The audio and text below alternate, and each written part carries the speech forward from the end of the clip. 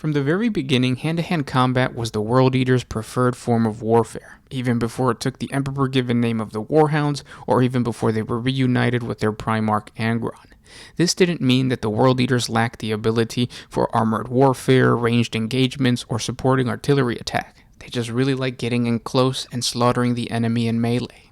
And I guess unsurprisingly, with the coming of Angron as the Legion's commander, their predilection for bloody slaughter reached even higher heights, as the master gladiator taught his warriors new weapons and new ways to kill, and what could only be described as a cult of personal combat took hold of the entire Legion. And no better campaign can illustrate this aggressive, just bloodthirsty desire for war like the Siege of Sarum. And with that said, I want to welcome you guys back to another 40 Facts about the 40K universe. I am your host, Gersh1, and today we're going to be talking about the Siege of Sarum, or the Golgothan Slaughter, one of the very first encounters of the World Eaters with their Primark against an enemy of the Imperium of Man. If you guys are new to the channel, we post Warhammer 40K lore videos every single day. What I try to do is create a lore portion, and then some form of hobby portion, and then a Q&A section of the video at the end where I answer any questions that you guys have from the previous video. So if you guys have any suggestions or any questions about the universe, just ask down in the comment section below, and if I can't answer it there, I'll just answer it in tomorrow's video. But with all that said, let's get into 40 facts on the Siege of Sarum.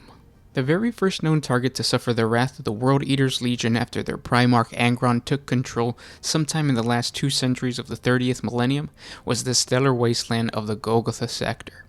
The Golgotha Sector was sited near the galactic core in the Segmentum Ultima, close to the real space warp rift known simply as the Maelstrom. Driving his navigators perilously close to death in the warp, Angron ordered his warship to form a single strike force aimed at the Sarum system. They came upon the besieged Adeptus Mechanicus station world of Sarum, on the edge of the Maelstrom. Founded during the Age of Strife and long cut off from Maid, Sarum was besieged by the abhuman empire known as the Brotherhood of Ruin, who wished to take the Mechanicum's technological secrets for themselves. The tech priest of the Mechanicum's Red Jack cult had endured alone for ages, subjected to the predations of raiders and enemies all around them, with very little contact with distant Mars and the forge world of Anvilis. They had been requesting for aid, and yet nothing had reached them. The World Eaters arrived as their saviors, smashing into the heart of the besiegers. Though dramatically outgunned and outnumbered, the World Eaters drew in close formation and smashed through the enemy armada. Once the enemy line of defense was breached, the World Eaters' fleet unleashed swarms of gunships and drop pods upon the planet's surface. In the meantime, baying for blood, Angron and his World Eaters ravaged the enemy armada, plunging in close so that the wildfire of their foes struck their own ship as often as those of the Imperials. Boarding torpedoes and assault rams screamed out from the World Eaters' vessels, slamming into the hulls of the terror ships and abhuman vessels. They disgorged the World Eaters in their unstoppable inhuman rage, turning the enemy ships into burned ruin. Meanwhile, on the surface below, abhuman cyborg troops and their orc mercenaries died by the thousands, unable to coordinate a defense against the unforeseen direction of an attack. The battle raged for hours, and the World Eaters took horrific casualties, but fought on nevertheless. The abhuman warlords foolishly sensed that at last the battle was turning in their favor, and they called upon reinforcements from across the planetoid surface to aid them. It was then that a false dawn flared blood-red in the sky above. Seconds later, a cyclonic torpedo barrage smashed into the surface all around the World Eaters. In their wake came hundreds of gunships and assault rams. These represented the World Eaters' second wave, led by Angron himself. These warriors descended upon the Brotherhood of Ruin like a god of wrath. Behind them came 17 great metallic cylinders, which disgorged the towering titans of the Legio Audax, who strode forth, weapons blazing. Seeing the shadow of the Omnissiah's wrath descending, the Red Jack Mechanicum emerged from their fortifications and speared the fleeing enemy with their barbed harpoons, dragging them back to their masters to rend. The Siege of Sarum had been broken, and the Red Jack Mechanicum swore to Angron and his legion directly many oaths of fealty and entered pacts of mutual protection and support. This provided the World Eaters and their tech marines with a ready source of resupply and armaments far outside the Imperium's inner sphere. The campaign that was to follow would last 11 standard years, and see no fewer than 48 worlds and outposts ravaged and destroyed by the World Eaters, and 7 separate dangerous xenospecies, including a branch of the Lacrimal, which we talked about in a 40 Facts video in the past. I'll put a link up above. They were rendered extinct. Well, almost extinct, because check out the 40 Facts that will explain. The fleet cut a swath of destruction through the waste of Golgotha, and even ventured into the perilous fringes of the Maelstrom itself. Of course, this campaign also destroyed the miniature stellar empire that the Crimson Priesthood of Sarum had established in the sector, but they were no longer in any position to fight against the Imperium that had saved them from destruction. Now that we know the lore to the World Eater's first battle with Angron, let's get into answering the questions and the comments that you guys left off in yesterday's 40 fact video, the 40 facts and lore on the Tyranid named characters. If you guys have questions for tomorrow's video, well, it won't be tomorrow's video. It's actually tomorrow's Father's Day, so I'm probably not going to be able to post a video until the following day, which would be Monday. Or Tuesday, I can't really remember. But if you have any questions and you guys would like me to answer it in next 40 Facts video, just comment down in the comment section below. Or if you guys would like me to react to any comment or anything, put it down in the comment section below. So let's get into answering the questions. The first one comes from Jamie Garth. If the Tyranids are not an overtly psychic race, why are they attracted to the psychic beacon? This is a question that we already answered in one of our For the Greater Walls. But basically, I'll give you a quick little answer because we go more in depth in that Greater Wall. I think it's the Greater Wall that's going to come out on Sunday or Monday. But basically, it might not be the psychic beacon, which you're talking about the Astronomicon. The Astronomicon is what the Emperor uses to shine his radiance or his psychic energy into the immaterium, so that when navigators and astropaths, or basically fleets, are going through the warp, they can see that beacon and they can navigate to where they should exit and stuff like that. And the Tyranids might not be attracted to that. That's a theory. It's in the books, but it's a theory that they have. They might just be attracted to Terra and the Sol system because of all of the biomass that exists there. If you think about it, the Imperium is the most populated, or one of the most numerous races in the entire galaxy, next to probably the Orcs. But the core of the Imperium is Terra. So it makes the most sense that all the population, or the majority of the population, is around the Sol system. So maybe that's what the Tyranids are attracted to. The delicious goodies that is the human race and its core. And obviously, there are orc empires everywhere, but they're probably not as big as Terra or the Sol system, because the whole point of the Olenor Crusade was to destroy the biggest orc empire that existed in the galaxy. Then you have a second question. Why can't Space Marine chapters replace missing / non-functional Space Marine organs from other chapters and still have functional versions? This could be two possible reasons. The first one is that it's not compatible. So if you are a Blood Angel or a Blood Angel successor chapter, you have the gene seed organs of Sanguinius. Somehow it gives you the Red Thirst. And those gene seed organs can only work with each other in that one body. If you try to mix them, they die. And to try to supplement one gene seed organ with another from a different Primark is going against what the Emperor taught the Mechanicum and the Space Marines to do. There's a fruit fly somewhere around here. Then that becomes blasphemous, and most of the Imperium doesn't want that, or Space Marines don't want that. They want to stick to the blueprint that the Emperor had in mind when creating Space Marines. And then the second chapter kind of ties to cultural norms.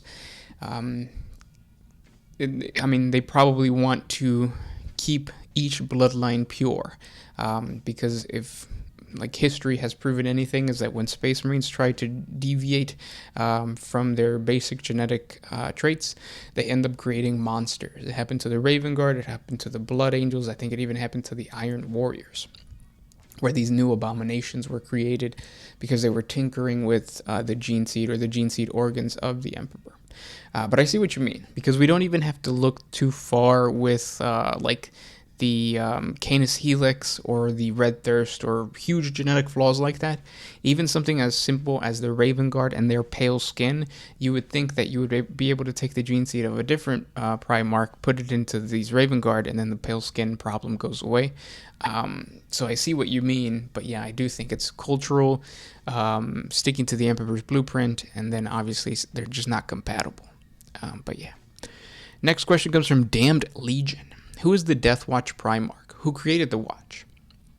So the watch is kind of they don't have a Primark, and they were created by the Inquisition to defend an area of space that was plagued by a warp rift. I think it's the Maelstrom zone, which is a slightly smaller warp tear or a warp portal to the Eye of Terror. So it's like the second largest, I think it was, or it might be like the third. I can't really remember if it's the in the Calixtus sector they have another one. I think it is. But anyways, the Death Watch is supposed to be in that area to protect the Imperium from not only the warp and stuff like that, but also the Xenos. So it is the Inquisition and the Ordo Xenos that ended up creating the Death Watch. And the Death Watch is made up of different battle brothers from different chapters. So when a chapter has a legendary hero or something, they will send him over to the Death Watch so that he can serve his time. And that's just a contract that each chapter has with the Death Watch. But yeah. Next question comes from Cheshire Havens. Do you think we will see either Emperor's Children return to the tabletop in any meaningful way in this edition, or has GW given up with Slaanesh in 40K?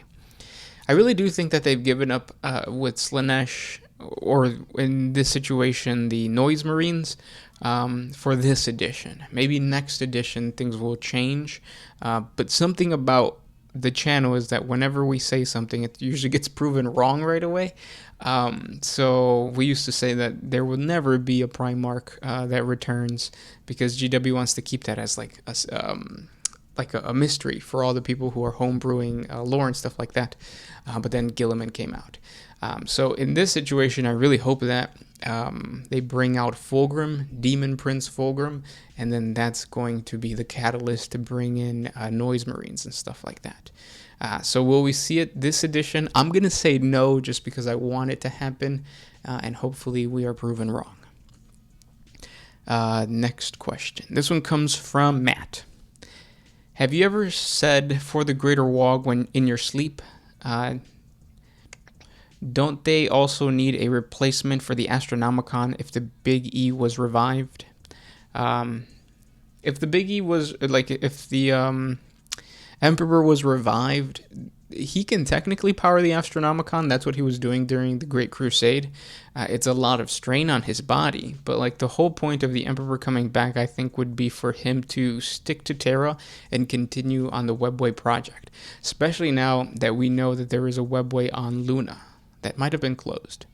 But either way, there is a Webway portal on Luna that the Emperor can tinker with. So yeah, you're kind of right in the sense that somebody would have to power the Astronomicon, but I think it's just the Emperor.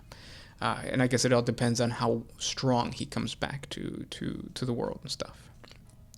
And then have I ever said Greater Wog in my sleep? Probably not. And that's because last video I told you guys that I've been known to talk about Warhammer 40K in my sleep. But yeah.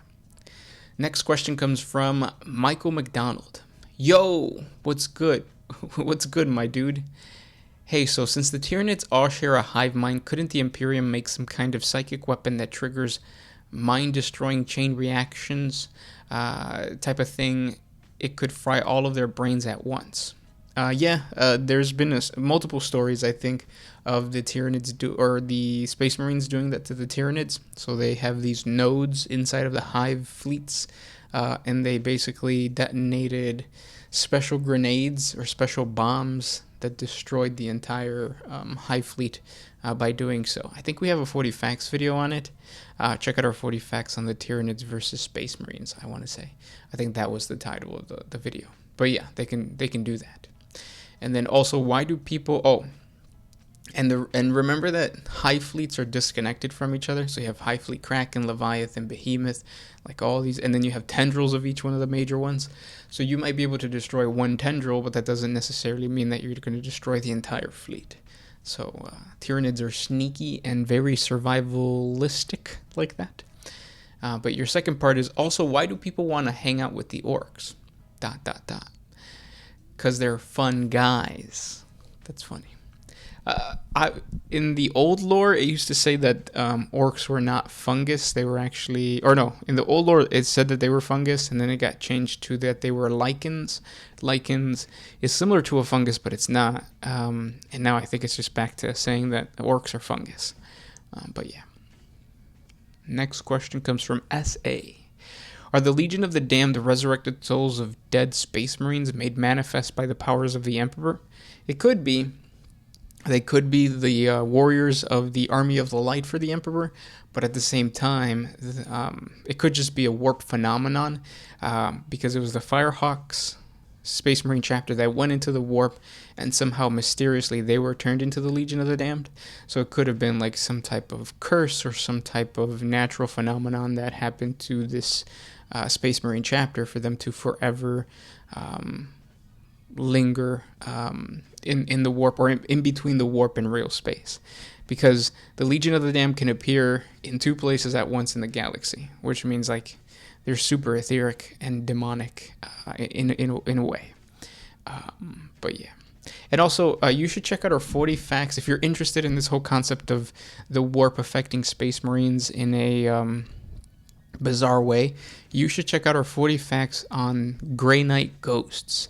There is a battle brother of the Grey Knights who has ghosts of his former battle brothers fighting alongside him. And these are like demonic entities. And I mean, he's not cursed or he's not like corrupted or anything, but he has demons fighting by his side. It's crazy. And then last question comes from...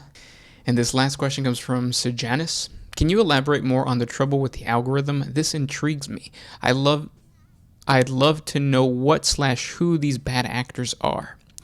So like we have huge dumps of subscribers, which is really, really weird. Usually that, that has never happened in the history of the channel. And the content hasn't really been changing all that much.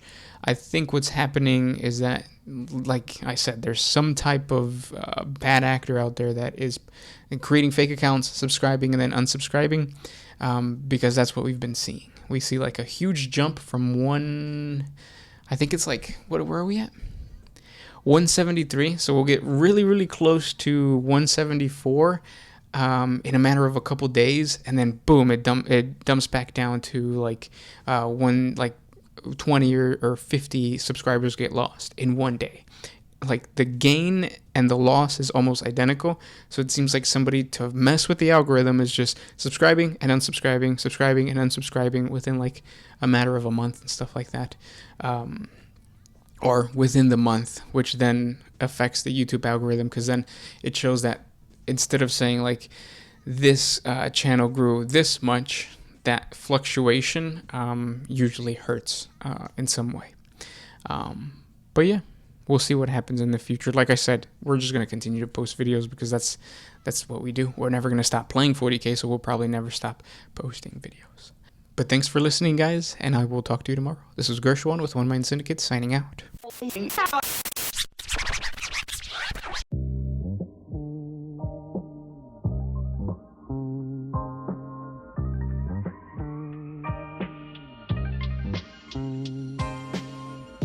Always used to put my freedom first, and then